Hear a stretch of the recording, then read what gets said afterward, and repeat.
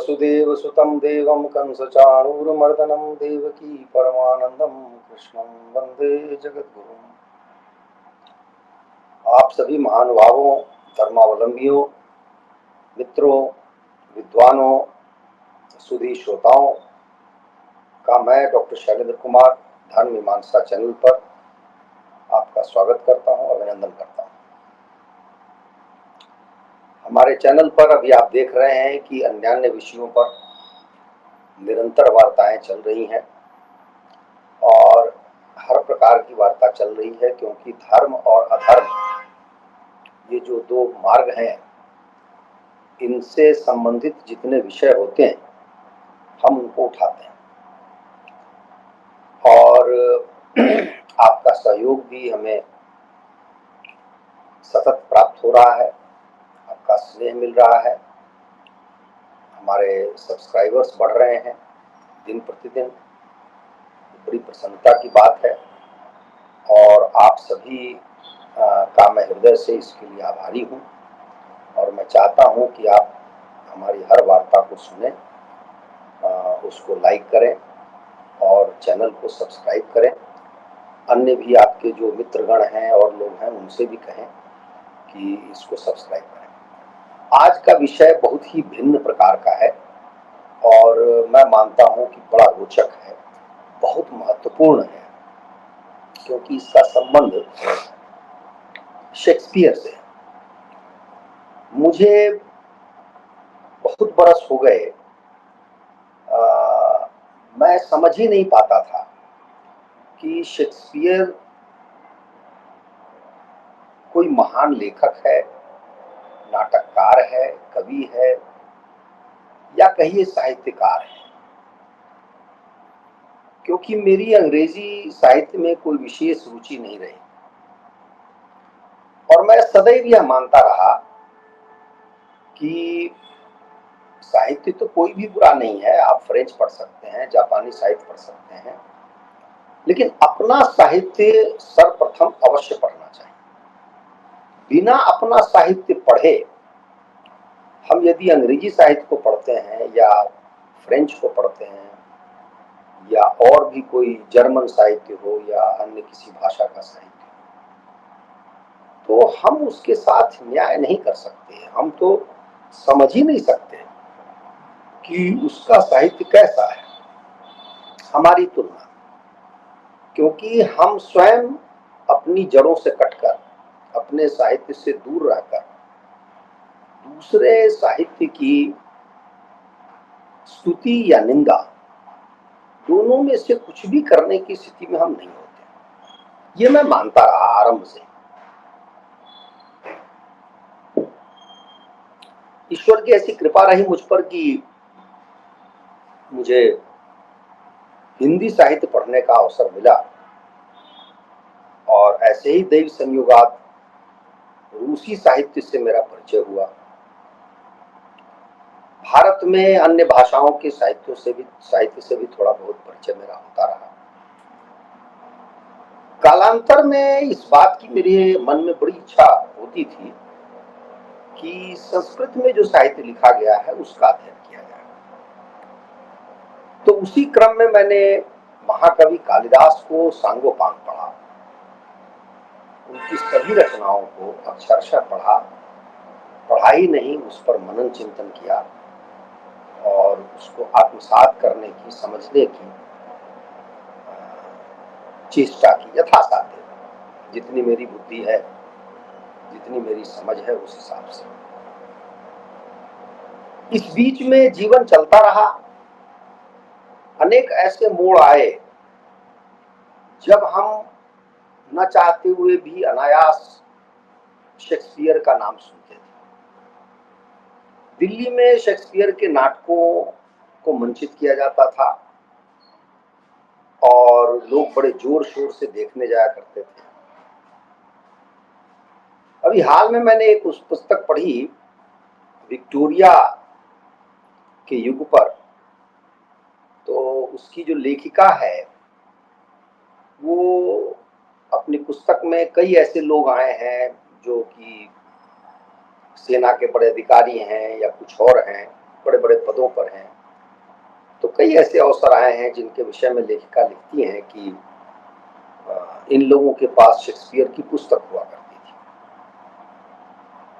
और अभी हाल में मुझे बड़ा झटका सा लगा जब कंगना रनौत, जो कि अभिनेत्री भी हैं और लोकसभा के सांसद भी हैं हिमाचल प्रदेश से, तो वो जो आज हमारा जो फिल्म उद्योग है उसकी आलोचक हैं, आलोचना करती रहती हैं। तो उस क्रम में एक उन्होंने ट्वीट किया जिसमें उन्होंने लिखा कि अरे हमारे फिल्म इंडस्ट्री वाले क्या कौन से शेक्सपियर या इस तरह की बातों में, आर्ट में रुचि लेते हैं या उन पर कोई विमर्श करते हैं क्या। मतलब कटाक्ष किया, व्यंग किया।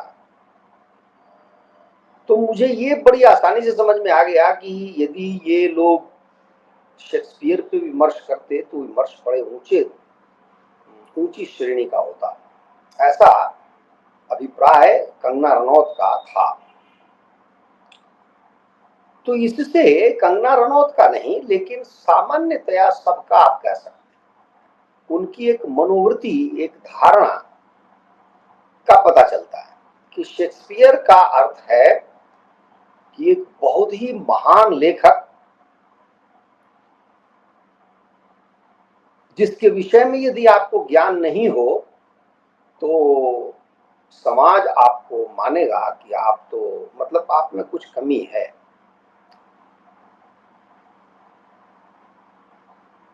ये जो बात थी ये मेरे अंदर खटकती रही।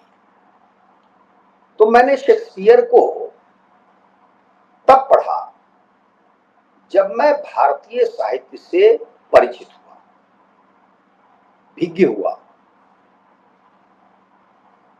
साहित्यिक रचनाओं में रच बस गया,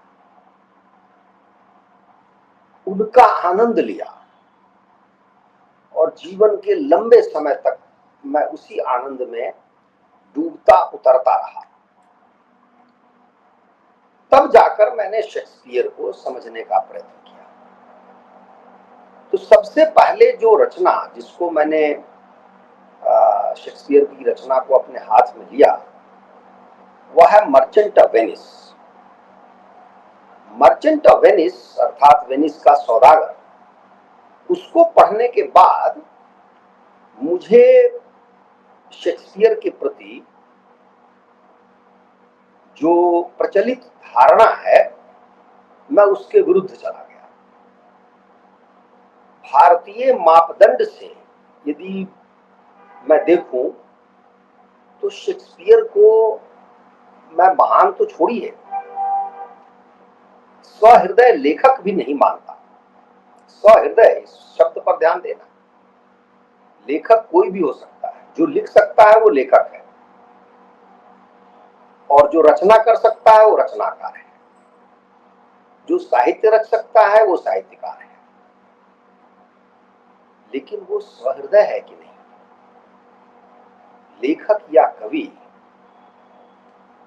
महाकवि निराला की एक पंक्ति है, कवि हूं पाया है प्रकाश। कवि वह है जिसके पास प्रकाश है, ज्ञान है, और उस ज्ञान से, उस प्रकाश से उस समाज को आलोकित करता है। समाज उसके पीछे पीछे चलता है। कौटिल्य के विषय में एक उक्ति है कि वो कहा करते थे कि उस गांव में, उस जगह पर, उस स्थान पर, उस नगर में मत जाना जहां कवि कोविद न रहते हो।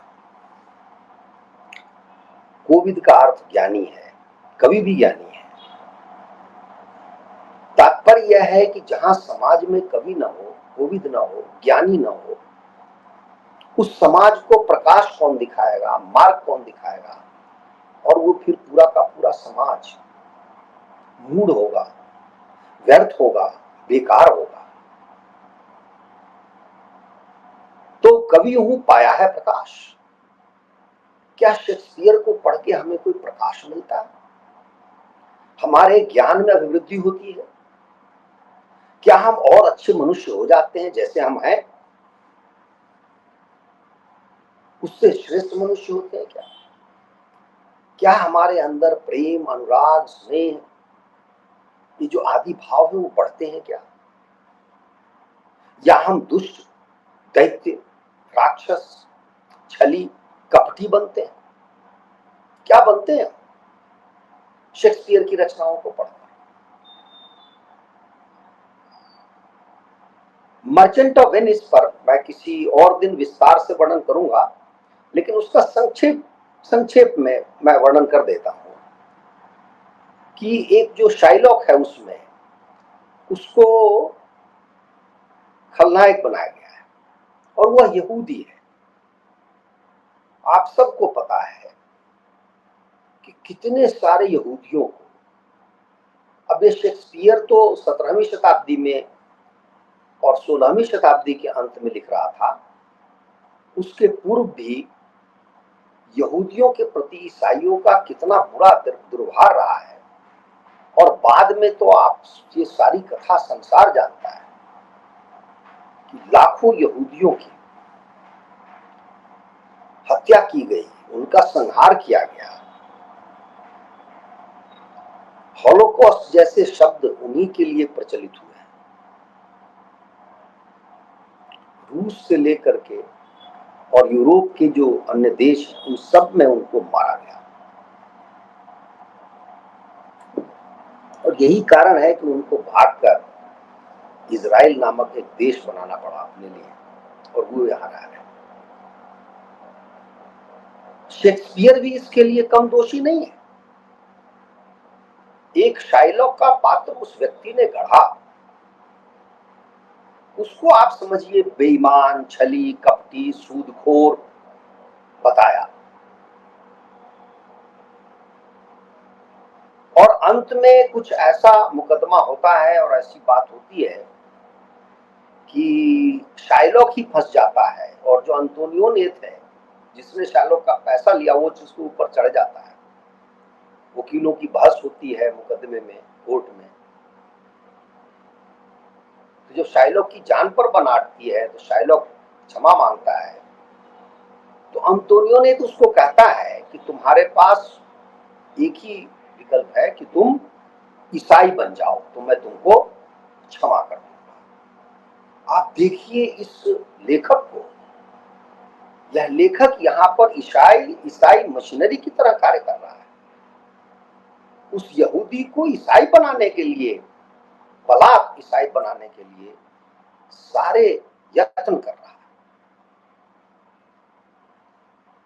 मुझे जब मैंने इस कथा को पढ़ा तो न केवल मैं चौंक गया बल्कि कांपता रहा बहुत देर तक कि क्या कोई लेखक ऐसा कर सकता है। लेखक बनने के लिए आवश्यक है कि आप सहृदय हों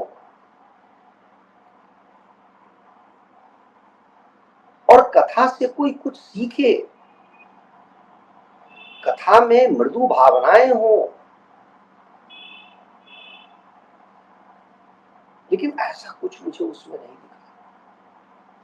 और एक जो अनुबंध है उस नाटक में, जिस अनुबंध में यह है कि जो पैसा लिया है अंतोनियोनेत ने, यदि समय पर वापस नहीं करेगा तो उसको अपने बाएं हृदय का 1 पाउंड मांस उसको काट कर देना पड़ेगा। 1 पाउंड का मतलब होता है लगभग आधा किलो। तो बाएं हृदय से आधा किलो मांस यदि कोई काटेगा तो उसका अर्थ ही है कि वो व्यक्ति मर जाएगा, वो जीवित नहीं रह सकता। तो यह अनुबंध भी अपने आप में विचित्र है। मानव समाज में कोई अनुबंध ऐसा हो जहां पैसे के बदले किसी की जान ली जा रही हो, तो मैं नहीं समझता कि वो समाज कोई समाज होगा, मानव समाज नहीं हो सकता। और 1 मिनट के लिए आप कल्पना कीजिए या मान लीजिए कि उस वेनिस में ऐसी प्रथा होगी और अनुबंध बनता होगा जिसमें पैसे के बदले मानव जीवन दिया जाता होगा, तो यदि कोई सहृदय लेखक होता तो वह क्या करता? वह सर्वप्रथम इसकी आलोचना करता। कहता कि ऐसा नहीं होना चाहिए। शेक्सपियर की वाणी से ऐसा कोई संकेत नहीं प्रकट होता। तो उस मर्चेंट ऑफ वेनिस पढ़ने के बाद मेरे मन में एक ये बात आई कि क्या शेक्सपियर की अन्य रचनाएं भी ऐसी होंगी। वैसे तो देखिए, हमारे यहाँ एक बड़ी अच्छी कहावत है कि चावल पका या नहीं पका उसके लिए हर दाने को दबाकर नहीं देखते हैं, हम एक दाने को दबाकर देखते हैं। तो शेक्सपियर की 35-40 कुछ रचनाएं होंगी। उस एक रचना मात्र से मेरा अनुमान था कि शेक्सपियर तो ऐसा ही होगा, क्योंकि कोई सहृदय लेखक होगा तो किसी रचना में वो दुष्ट नहीं हो सकता, वो कपटी नहीं हो सकता, वो बदमाश नहीं हो सकता, वो हर रचना में अच्छा ही होगा। उदाहरण के लिए कालिदास की कोई रचना उठाकर देख लीजिए, विक्रमोर्वश्यम है, अभिज्ञान शाकुंतलम है, रघुवंशम है। ऐसा नहीं लगता किसी एक रचना को पढ़ करके कि नहीं, इनकी ये रचना तो बहुत अच्छी है, दूसरी रचना हो सकता है गड़बड़ हो, या ये गड़बड़ है दूसरी अच्छी हो जाए, ऐसा नहीं लगता। मेघदूतम, हर एक में जो उच्च स्तर है साहित्य का, काव्य का, वो जो मापदंड है उस पर कालिदास है। तो इसलिए मेरा तो ऐसा अनुमान था। फिर भी मैंने शेक्सपियर की अन्य रचनाओं को भी पढ़ना शुरू किया, आरंभ किया। तो आज का जो विषय है वो है हैमलेट। हैमलेट एक रचना है, और सुविधा के लिए मैंने क्या किया कि इनकी रचनाओं को हिंदी में मैंने मंगवाया, क्योंकि हिंदी में पढ़ना सरल होता है, और शेक्सपियर के समय की जो अंग्रेजी है वो पढ़ना तो अंग्रेजी पढ़ने वालों के लिए भी कठिन है। तो हमने मंगवाया। इसमें बहुत सारी रचनाएं हैं जिनका अनुवाद रांगे राघव ने किया है, जो हमारे यहाँ भी प्रसिद्ध रचनाकार थे, और कुछ रचनाओं का अनुवाद जो है हरिवंश राय बच्चन ने किया है। तो अब आप देखिए कि हमारी मनोवृत्ति कैसी है, हम कैसे अंग्रेजी के रचनाकार के लिए यूं ही बिछे रहते हैं, और पता नहीं, समझ में नहीं आता। ज्ञान का सागर भारत में रहा है, कैसी कैसी रचनाएं यहाँ है जिनका वर्णन करते करते समय बीत जाएगा, लेकिन फिर भी हमारे ही रचनाकार देखिए कि शेक्सपियर के विषय में कैसे शब्दों का प्रयोग करते हैं, जैसे लगता है कोई रचनाकार देखे ही ना हो। इनका एक वाक्य है, विश्व साहित्य के गौरव, अंग्रेजी भाषा के अद्वितीय नाटककार शेक्सपियर। अब विश्व साहित्य के गौरव शेक्सपियर को कहा गया है, और इन्हीं जैसे रचनाकारों को यदि कहा जाए भवभूति या कालिदास या किसी और के विषय में, संस्कृत के या यहाँ तक कि हिंदी के ही बड़े अच्छे अच्छे रचनाकार हैं, उनके विषय में कहें, ये नहीं कहेंगे कि विश्व साहित्य के गौरव। अब देखिए कि आगे लिखते हैं कि इस महान नाटककार ने जीवन के इतने पहलुओं को इतनी गहराई से चित्रित किया है कि वह विश्व साहित्य में अपना सानी सहज ही नहीं पाता। मार्लो तथा बेन जॉनसन जैसे उसके समकालीन कवि उसका उपहास करते रहे, किंतु वे तो लुप्त प्राय हो गए, और यह कविकुल दिवाकर आज भी दीप्यमान है। ये कविकुल दिवाकर है शेक्सपियर। अब आप आगे देखिए कि शेक्सपियर ने लगभग 36 नाटक लिखे हैं, और कविताएं अलग से। उसके कुछ प्रसिद्ध नाटक हैं, Julius Caesar, Othello, Macbeth, Hamlet, King Lear, Romeo Juliet. ये सारे दुखांत नाटक हैं। वेनिस का सौदागर, अभी रात, दिल का ताड़, जिसका अंग्रेजी में नाम है मच अडू अबाउट नथिंग, तूफान, ये सुखांत नाटक है। सुखांत से अधिक दुखांत नाटक है। आगे लिखते हैं कि शेक्सपियर ने मानव जीवन की शाश्वत भावनाओं को बड़े ही कुशल कलाकार की भांति चित्रित किया है। उसके पात्र आज भी जीवित दिखाई देते हैं। जिस भाषा में शेक्सपियर के नाटक का अनुवाद नहीं है, वह उन्नत भाषाओं में कभी नहीं गिनी जा सकती। अब इतना अतिशयोक्तिपूर्ण वर्णन रांगे राघव करते हैं कि मुझे तो कई बार संदेह होता है कि ये स्वयं भारतीय रचनाकार अपने आप को मानते थे या नहीं मानते थे, या भारतीय साहित्य से कितना परिचित थे, नहीं परिचित थे। और ये मैं अभी जो वक्तव्य दे रहा हूँ, ये थोड़ी समय में बाद आपके सामने आ जाएंगी बातें, आप स्वयं देखें।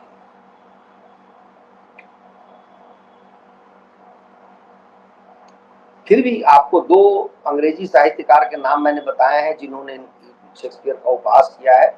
और आगे जॉर्ज बर्नार्ड शॉ को लीजिए। जॉर्ज बर्नार्ड शॉ को बहुत आश्चर्य हुआ करता था, और शॉ कहा करते थे कि शेक्सपियर ने मूर्ख पात्रों को प्रस्तुत किया है अपनी रचनाओं में। पता नहीं संसार इन्हीं मूर्ख पात्रों को शताब्दियों से सहन कैसे कर सकता है। हैमलेट भी एक ऐसा ही मूर्ख था जिसके पास बकबक करने और जीवन का रहस्य खोजने के अतिरिक्त और कोई समस्या ही नहीं थी। तो अब तो उधर दो रचनाकार ने जो विचित्र बात लिखी शेक्सपियर के विषय में, वो तो है ही। आगे आपको जॉर्ज बर्नार्ड शॉ ने भी शेक्सपियर पे ये टिप्पणी की है, और ये बातें भी हम लोगों को नहीं बताई जाती। ऐसा प्रस्तुत किया जाता है कि जैसे शेक्सपियर पता नहीं कौन सा महान लेखक क्या था वो। तो हैमलेट की हम चर्चा करते हैं। हैमलेट की जो कथा है, ये शेक्सपियर की कोई मौलिक रचना नहीं है। ये पहले ही लिखी जा चुकी थी, इंग्लैंड में लिखी जा चुकी थी, फ्रांस में लिखी जा चुकी थी, ऐसा बताया जाता है। पुरानी रचना है। कथा क्या है उसको समझिए। कथा तो वैसे छोटी सी है, लेकिन उसको जिस प्रकार से शेक्सपियर ने बुना है, बताया है, और हमें तो शेक्सपियर की मनोवृत्ति देखनी है। हमें कथा से भी इतना विशेष कोई प्रयोजन नहीं। लेकिन आगे बढ़ने से पहले मैं थोड़ा सा एक ये बताऊं कि शेक्सपियर की अधिकतर जो रचनाएं मैंने आपको दिखाई, तो दुखांत रचनाएं अधिक हैं, सुखांत कम है। देखिए, इससे लेखक की मनोवृत्ति का पता चलता है और समाज की मनोवृत्ति का भी पता चलता है कि समाज क्या देखना चाहता है। और जो शेक्सपियर के नाटक हैं, कहा गया है कि लंदन में और अन्य स्थानों पर इनको खेला जाता था और ये प्रचलित नाटक थे। तो आपके सामने ये आपको तय कर रहा है आप क्या देखना चाहते हैं। अब जैसे सामान्य मनोवृत्ति, भारतीय मनोवृत्ति की मैं चर्चा करता हूं। भारत में नाट्य शास्त्र है, और संसार के लिए यह उल्लेखनीय बात है कि शास्त्र के रूप में नाटक का अध्ययन, अध्यापन जिस तरीके से, जिस रूप में भारत में हुआ है, संसार में नहीं हुआ है। क्योंकि इतना पुराना कोई ग्रंथ संसार में हो, मुझे नहीं ज्ञात है। तो हमारे नाट्य शास्त्र में अनेक रस का उल्लेख है, साहित्य में भी रस का उल्लेख है, जिसमें से आपको हास्य हो, करुण हो, रौद्र हो, विभत्स हो, ये जितने भी रस हैं उनकी चर्चा की जाती है। कहते हैं 9 रस हैं। और ये बताया जाता है नाटक लिखने के लिए, नाटक मंचन के लिए, सबके लिए विस्तार से वर्णन किया गया है। अब हमारे यहाँ जो एक शब्द है जुगुप्सा, जैसे मान लीजिए कि कोई किसी को मार रहा हो, पीट रहा हो, हिंसक दृश्य है, कोई किसी के प्रति अत्याचार कर रहा हो, उसका दृश्य हो, जिसमें जुगुप्सा की भावना उत्पन्न होती है, जो विभत्स भी हो जाता है। और ऐसी स्थिति में आप उसमें आनंद क्या ले सकते हैं, प्रश्न उठता है। तो भारतीय परंपरा यह कहती है, हमारा नाट्यशास्त्र यह कहता है, विद्वानों का यह मत है कि भारतवर्ष में अधिकतर जो नाटक हुए हैं वो धीर गंभीर हैं, गंभीर विषय उठाए जाते हैं, बीच में हास्य का पुट होता है कि जो पाठक हैं, जो दर्शक हैं, वो टिके, वो रहें, उनका मन लगे, और वो जो ये विभत्स और जुगुप्सा वाले जो दृश्य हैं उनसे बचते हैं। इसीलिए भारत में अधिकांश नाटक सुखांत होते हैं। यहां तक कि उसी से आप समझिए प्रेरित होकर के जो हमारा फिल्म उद्योग है, यहाँ भी अधिकतर जो फिल्में होती हैं वो सुखांत होती हैं, और दुखांत फिल्मों को सामान्यतः लोग इतना पसंद नहीं करते। और नाट्य शास्त्र में इसका विशेष वर्णन है कि जैसे मृत्यु का दृश्य आता है तो ऐसा कुछ कहा जाता है कि प्रतीक के रूप में कुछ दिखा दिया जाए, लेकिन देर तक उसको दर्शकों के सामने न रखा जाए।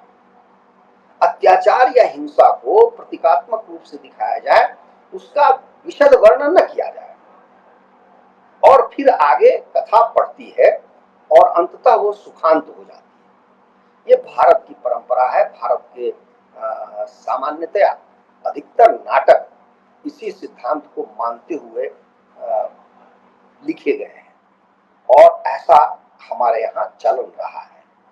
क्योंकि एक पुस्तक लिखी है प्रेमचंद ने, साहित्य क्या है, तो उसमें प्रेमचंद ने बड़ी सुंदर सी व्याख्या की है कि भौतिकी शास्त्र है, रसायन शास्त्र है, हम उनको सामान्यतः साहित्य क्यों नहीं कहते।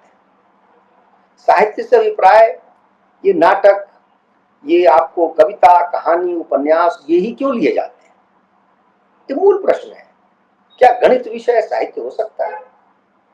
तो उनका कहना है कि ये जो साहित्य का की जो विधा है, ये अलग एकमात्र अर्थ में है कि इसका प्रधान तत्व मनोरंजन है, मन को रंजित करना, जो आपके मन को प्रसन्न कर दे।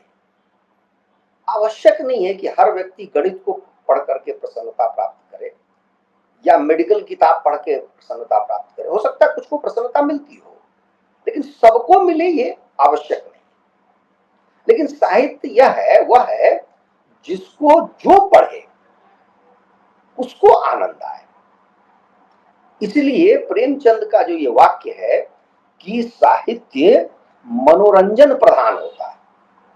आप कुछ भी लिख दे, यदि उसमें पाठक को बांधने की शक्ति नहीं हो तो वो मनोरंजन नहीं है और फिर साहित्य नहीं है, और फिर उसको लोग पढ़ेंगे भी क्यों। ये प्रधान तत्व है। अब मैं आपको हैमलेट की कथा संक्षेप में बताता हूं। कोई भी कथा पढ़ सकता है, आप नेट पे देख सकते हैं, कहीं से भी ले सकते हैं, और आजकल तो कथा वैसे भी सुनाई जाती है नेट पे, उससे भी आप सुन सकते हैं। इसलिए कथा मेरा विषय नहीं है। कथा में शेक्सपियर ने क्या कहलवाया अपने पात्रों से, और वो कैसी कैसी बातें हैं, और उन बातों के आधार पर हम ये परखेंगे कि शेक्सपियर को क्या माना जाए, कैसा लेखक माना जाए। तो कथा छोटी सी ये है कि फ्रांस का एक राजा है, और वह राजा जो है मतलब बाद में उसका उल्लेख आता है और जिससे पता चलता है कि अच्छा राजा माना जाता है। तो उसके राज्य पर नॉर्वे का जो सम्राट है उसने आक्रमण कर दिया है, और उस आक्रमण को विफल करने के लिए या युद्ध लड़ने के लिए जो सेना के प्रमुख के रूप में जो व्यक्ति जाता है उसका नाम है हैमलेट। हैमलेट कौन है? हैमलेट राजकुमार है। हैमलेट उस सम्राट का बेटा है, डेनमार्क के सम्राट का। जब वो चला जाता है उधर युद्ध भूमि में होता है, रणभूमि में होता है, तो उस बीच में जो राजा का भाई है,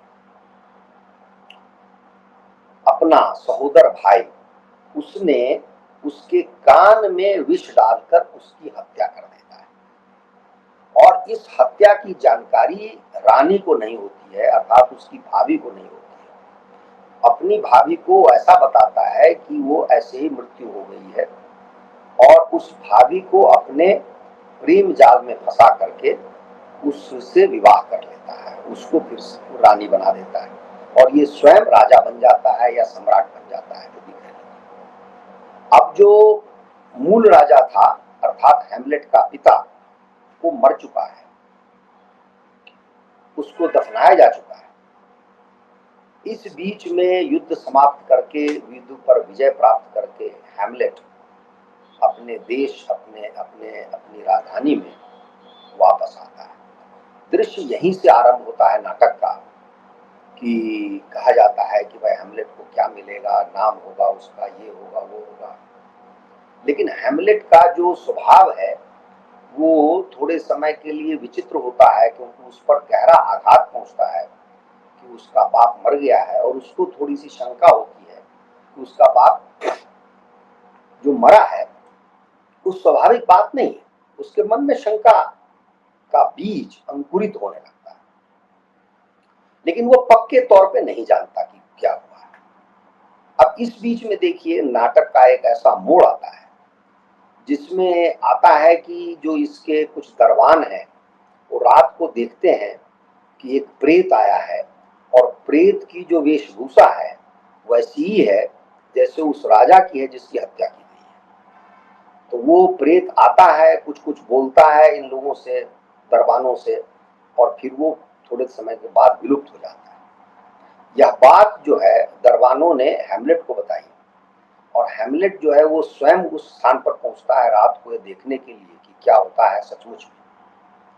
तो वहां पर वो प्रेत आता है, और प्रेत हैमलेट को पहचान भी लेता है, और उसको जो बाप है वो बहुत सारी बातें कहता है कि देखो तुम्हारे जो ये चाचा है उसने हमारी हत्या की है, और जो मेरी पत्नी तुम्हारी माँ है उसको भी अपने प्रेम जाल में फंसाया है। तुम्हारा काम है इसका बदला लेना, तुमको हर हाल में बदला लेना है, और तुम लेकिन अपनी माँ को तुम थोड़ा सा ख्याल रखना, ऐसा न हो कि उदंडतापूर्ण व्यवहार करना अपनी माँ के प्रति। यह सब कह के वो प्रेत विलुप्त हो जाता है। अब जो ये हैमलेट है यह समझ नहीं पाता कि इसको क्या करना चाहिए। देखिए हैमलेट का जो चरित्र शेक्सपियर ने बुना है वो बहुत ही विचित्र है। विचित्र का तात्पर्य यह है कि पहले तो ये दिखाया है कि नॉर्वे के सैनिकों से लड़ा है, वो युद्ध में लड़ा है तो वो वीर होगा, लेकिन उसके बाद उसके जो वक्तव्य हैं और उसकी वाणी है या उसका हाव भाव है, उस सबसे लगता नहीं कि वो कहीं से भी वीर है। वैसे भी मुझे शेक्सपियर की रचनाओं में कोई वीर होगा, वीर मिलेगा, ऐसा कोई पात्र दिखा नहीं है, क्योंकि मैंने अब हेलमेट के बाद मैकबेथ भी पढ़ ली है, तो कोई वीर नहीं लगता उसमें। क्योंकि एक जगह वो हैमलेट स्वयं को कह रहा है कि यह रिवाज जिसके कारण हम कुछ क्षणों के लिए तो पूरी तरह से पागल हो जाते हैं, दूसरे देशों की दृष्टि में हमें घृणा और उपेक्षा का पात्र बनाता है। वे हमें शराबी कहते हैं और उसके साथ सुअर कह करके भी पुकारते हैं। अब आप देखिए कि ये जो वक्तव्य है ये वीर का वक्तव्य तो नहीं होगा। एक जगह कहता है परिस्थितियां मुझसे कहती हैं कि चुप हो जा हैमलेट, मत बोल, दबी रहने दे अपनी इन भावनाओं को। तो फिर मुझे डर है कि कहीं चलते चलते मेरे हृदय की गति बंद न हो जाए। अब आप देखिए कि ये शेक्सपियर का प्रधान पात्र है, शीर्ष पात्र है इस कथा का, और वह जो है ऐसा है। अपनी माँ के प्रति जो उसकी भावना है, जो भाषा है, वो देखिए, वो दुष्चरित्र और दुष्ट स्त्री, वो घृणित और सुंदर मुख वाली विश्वासघातिनी, ऐसे शब्द हैं उस माँ के प्रति। और भी बहुत सारे शब्द हैं, बहुत ही गंदे गंदे शब्द हैं जो सामान्यतः एक पुत्र अपनी माँ को बोलेगा, ये समझ में नहीं आता। अब होता क्या है कि जब उसको ये प्रेत से लगता है, प्रेत के वचन से लगता है कि उसके जो चाचा है वो भ्रातृहंता है, भाई की उसने हत्या की है, तो वो अपना जो रूप रंग है वो और बदल देता है। अब वो पागल की तरह व्यवहार करने लगता है, और ऐसा पागल की तरह व्यवहार करता है कि उसकी माँ और जो राजा है वहां का अभी वर्तमान राजा अर्थात चाचा, ये दोनों इसके विषय में रात दिन यही सोचने लगते हैं कि इसको पागल हो गया है, इसको ठीक कैसे किया जाए, ये पागलपन की हरकत करता है। तो इसके दो दोस्त हैं संभवतः बचपन के, जिन दोस्तों को राजा बुलाता है और राजा उनको अच्छा खासा पैसा धन वन देता है कि तुम लगातार हैमलेट के साथ ही रहो और उनसे जानने का प्रयास करो, देखो कि सचमुच पागल है कि क्या है, और जो भी इसका यथोचित उपचार होगा वो किया जाएगा। तो अब ये पागलपन का स्वांग रचा हुआ है और ये पागल ही दिखता है सबको, पागलपन का व्यवहार करता है। इस बीच में घटना ये घटती है कि इसकी एक प्रेमिका होती है और प्रेमिका का जो बाप है वो राजा का नौकर है, राजा का सेवक है, और उसका नाम है ओफीलिया, उस लड़की का। उससे प्यार करता है, लेकिन प्यार करने के बाद भी वो उसके साथ भी पागलपन का व्यवहार करता है। अब यह बात जो है राजा रानी को पता चल जाती है कि यह प्यार करता ओफीलिया से। तो ऐसा होता है कि रानी जो है वो तैयार होती है कि मैं ओफीलिया को बुलाती हूँ और मैं छुप कर देखती हूँ या बचकर देखती हूँ कि ये इसके प्रति इसका कैसा व्यवहार है, तो उससे हमें समझ में आ जाएगा कि सचमुच ये प्यार करता है कि नहीं करता। ओफीलिया आती है, उसके साथ भी उसका विचित्र व्यवहार होता है और इसके बाद में रानी इससे बात कर रहा होता है। इस बीच में ओफीलिया का जो बाप है वो भी कहता है कि मैं छुप के देखता हूँ कि कैसी बातचीत होती है, और ओफीलिया का बाप जो है छुपा रहता है, लेकिन वो हेमलेट को दिख जाता है और हेमलेट उसको अपनी तलवार से उसकी गर्दन काट देता है, अर्थात अपनी प्रेमिका के बाप को ही मार देता है। और वो यह सोच के मारता है कि ये राजा ने इसको गुप्तचर बना के भेजा मेरे विरुद्ध कुछ करने के लिए, तो ये मार देता है। अब जब ये अपनी प्रेमिका के बाप को मारता है, ओफीलिया पे उसका बहुत असर पड़ता है, वो भी पागल की तरह विक्षिप्त हो जाती है और अंततोगत्वा राजा ओफीलिया को ही समझिए कि मरवाता है, ऐसे मरवाता है जैसे दिखे कि उसने आत्महत्या की है। तो अब ओफीलिया मर गई और ये जो ओफीलिया का बाप है वो मर गया। इस बीच में हैमलेट राज दरबार में एक नाटक का आयोजन करवाना चाहता है और उस नाटक की बड़ी जोर शोर से तैयारी करवाता है। और उस नाटक में जो पटकथा है वो ऐसी ही है कि एक राजा है जिसने अपने भाई की हत्या की है और उसका बेटा जो है उससे उसको बदला लेता है। वो देखना चाहता है कि ऐसा प्रत्यक्ष नाटक यदि देखेगा राजा तो उसके मनोभावों को पढ़ना चाहता है। संयोगवश होता भी ऐसा है, नाटक रचा जाता है। उसमें जब वो दृश्य आता है तो राजा एकदम से व्याकुल हो उठता है, बेचैन हो उठता है और वो वहां से उस सभा छोड़कर भागता है।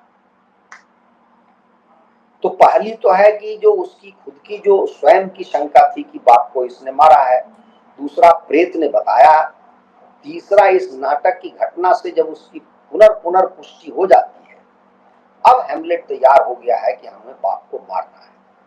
दूसरी ओर बाप जो है वो कैसा आदमी है, उसको ये पूरी तरह अब लग गया कि हेमलेट जो है वो सचमुच में पागल नहीं है, ये मुझे मारना चाहता है।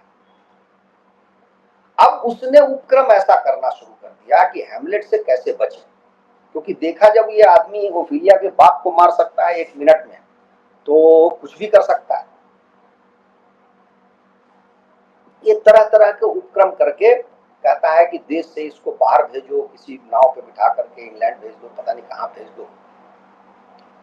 और अंत में हेमलेट को जाना पड़ता है, लेकिन वो रास्ते में से ही किसी न किसी उपाय से बच निकलता है और अपने वो लौट के आ जाता है राजा के पास।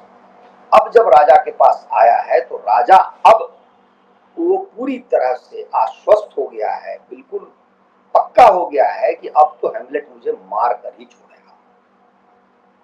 अब आप देखिए दोनों प्रकार की, दोनों ओर से कैसा कैसा छल हो रहा है, कैसा कैसा कहिए कि शाह और मात का खेल हो रहा है। एक ओर हेमलेट अपनी व्यूह रचना करता है, अब दूसरी ओर राजा व्यूह रचना करता है। राजा क्या करता है, ओफीलिया का जो भाई है अर्थात जिसको मारा था हेमलेट ने, उसका बेटा, वो बहुत बड़ा वो कहिए कि तलवार चलाने में बहुत तेज व्यक्ति है, और ये दूसरी ओर हैमलेट भी तलवारबाजी में बहुत आगे बढ़ा हुआ है। तो वो ऐसा करता है, उसका नाम है लेआर्ड्स। तो लेआर्ड्स को राजा पटाता है, कहता है कि देखो तुम्हारे बाप की इसने हत्या की, तुम्हारे ऊपर खून सवार है, तुम इससे बदला लेना चाहते हो, तो तुमको हैमलेट को मारना पड़ेगा। अब देखिए ये सारी बातें राजा और उसके बीच में हो रही, हैमलेट को तुमको मारना पड़ेगा। उसके लिए भी रचना क्या है, तो वो बड़े बड़े विज्ञापन छपवाता है कि हैमलेट और लेआर्ड्स के बीच में तलवारबाजी होगी, तलवार चलाने की प्रतियोगिता होगी, मल्ल युद्ध होगा तलवार के साथ, जो जीतेगा उसको पता नहीं क्या क्या मिलेगा। और आप देखिए कि राजा क्या व्यूह रचना आप कर रहा है, क्या छल कर रहा है। तो राजा को फिर भी संदेह है कि पता नहीं लेआर्ड्स इससे जीतेगा कि नहीं जीतेगा। तो कहता है कि तलवार तुम्हारी होगी, हैमलेट को कहना कि हमारी तलवार से तुमको लड़ना होगा। तो एक भोथड़ा तलवार रखता है, एक तेज तलवार रखता है। कहता है तेज तुम अपने हाथ में लोगे, भोथड़ा उसको पकड़ो। उसके बाद क्या करता है कि राजा ऐसी चाल चलता है कि जब ये तलवारबाजी चल रही होगी तो उसने कहा कि जब एक दो चक्र हो जाएंगे तो तुम कहना कि प्यास लगी है और मुझे शराब चाहिए। तो वहां पर मैं 2 प्याले रखवा दूंगा शराब से भरकर, एक प्याला तुम्हारे लिए होगा, दूसरा हैमलेट के लिए होगा। जो हैमलेट के लिए होगा उसमें जहर होगा, वो विष होगा उसमें। यदि तुम थक भी गए, नहीं भी जीत पाए, तो जब वो शराब के नशे में होगा तो तुम उसकी गर्दन उतार देना। अब ये राजा छल कर रहा है, राजा ये बात कह रहा है। उधर से लियार्ड्स क्या कर रहा है कि अरे मैंने तो और भी होशियारी की है, मेरे पास तो विष बुझी तलवार है। मेरी तलवार की यदि नोक भी उसके शरीर में चुभ गई तो समझिए वो व्यक्ति बच नहीं सकता। अब आप समझ रहे हैं, दोनों ओर छल है, प्रपंच है, घात है, प्रतिघात है। होता क्या है कि जिस दिन ये प्रतियोगिता होती है, युद्ध होता है, तलवारबाजी होती है, तो थोड़ी देर के बाद ये दोनों थकते तो हैं, लेकिन हैमलेट कहता है कि मैं तो कुछ नहीं पीऊंगा। राजा कह रहा है, बगल में रानी बैठी हुई है, रानी कह रही है कि बेटा तुम शराब पी लो, तुम थक गए हो, लेकिन वो कहता है कि मैं तो नहीं पीऊंगा। तो इस बीच में क्या होता है कि ये लड़ते लड़ते लड़ते लड़ते ये जो लियार्ड्स है वो उसकी नजर पड़ती है रानी की ओर कि रानी लुढ़क गई है, और होता यह है कि रानी ने ही वो प्याला उठा लिया और वो शराब पी जिसमें विष था, तो रानी वहीं पे लुढ़क जाती है। इस बीच में ये युद्ध चलता रहता है। चलते चलते क्या होता है कि तलवार ही बदल जाती है, और तलवार बदलने से क्या होता है कि ये विष वाला जो है हिस्सा उसको लग जाता है, इसको भी लग जाता है, और एक प्रकार से समझिए कि लियार्ड्स और हैमलेट धीरे धीरे करके दोनों का प्राणांत हो जाता है।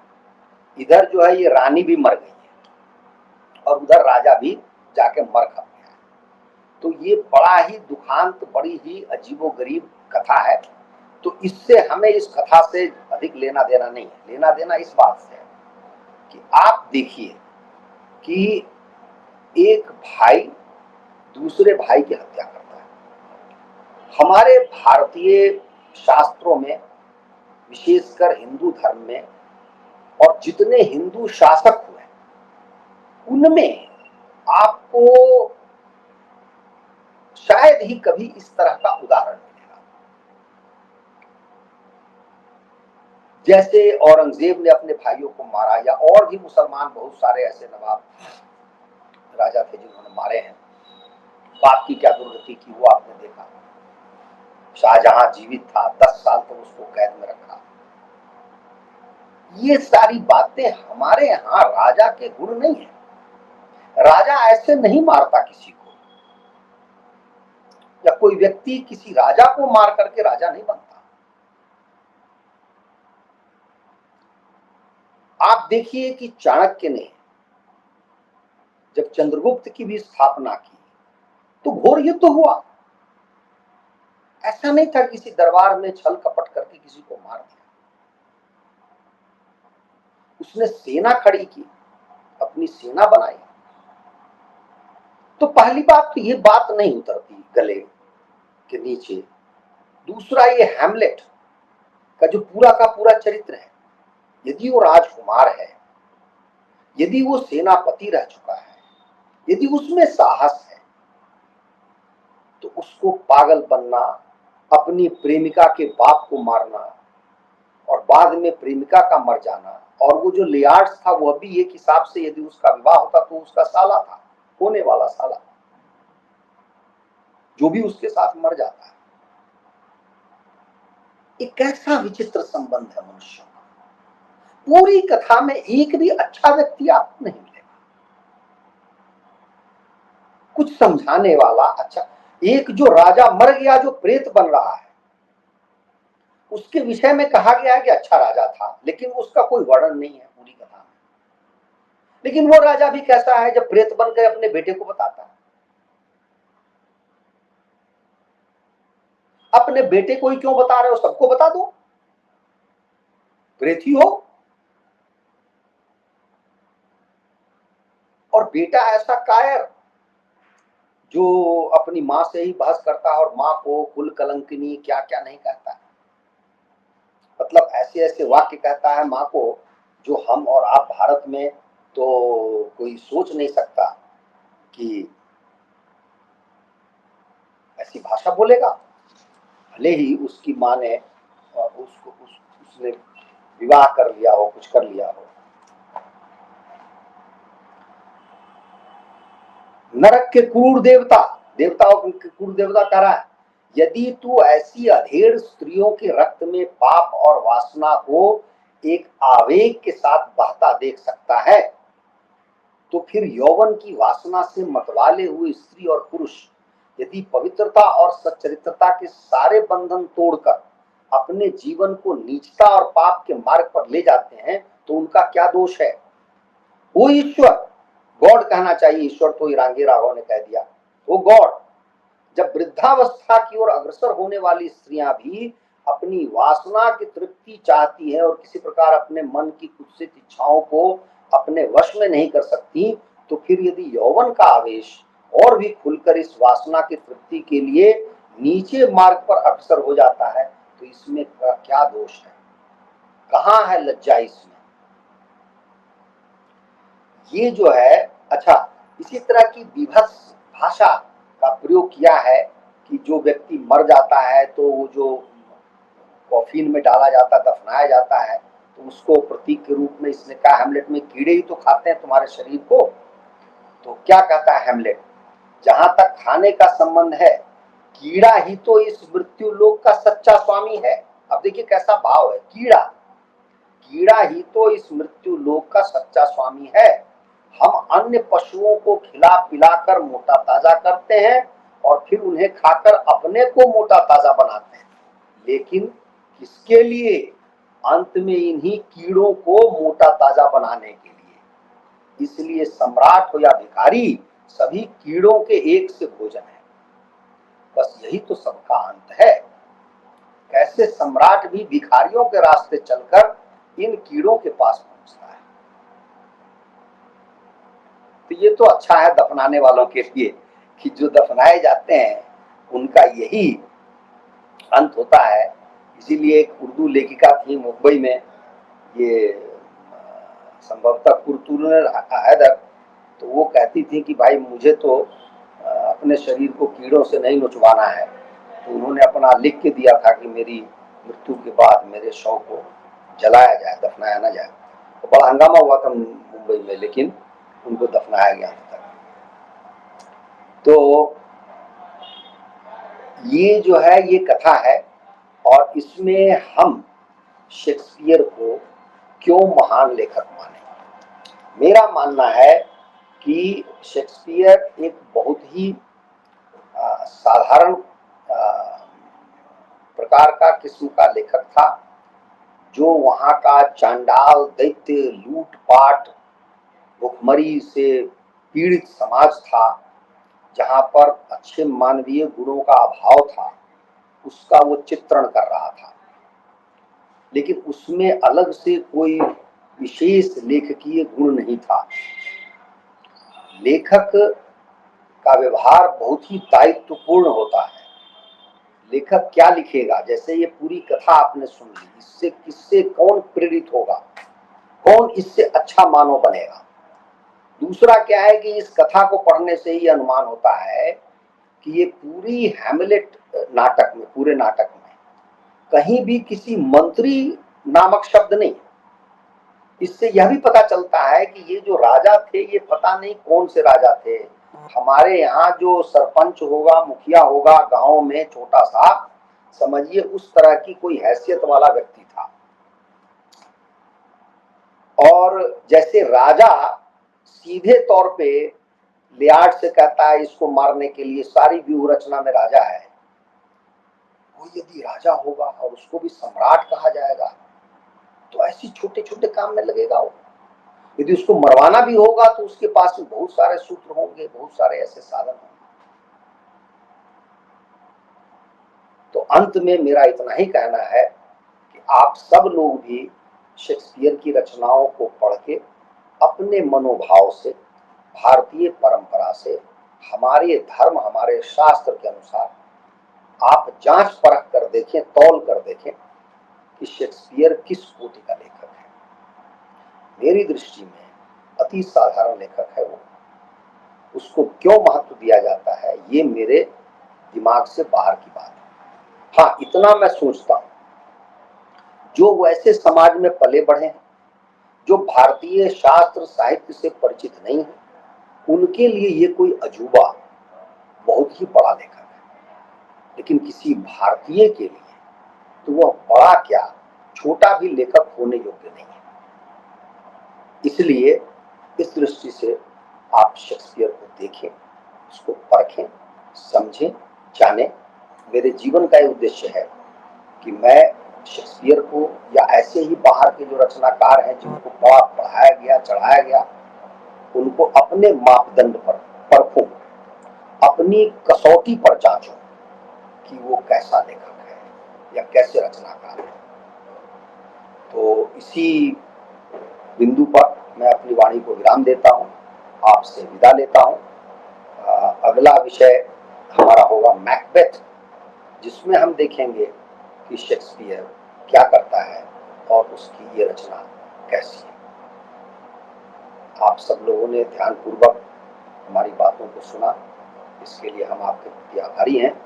हमारा आग्रह है कि हमारे इस चैनल को सब्सक्राइब करें, वार्ता यदि अच्छी लगे तो लाइक करें और हमारे प्रति आपका स्नेह बना रहे, ऐसी ही प्रार्थना। जय श्री राम।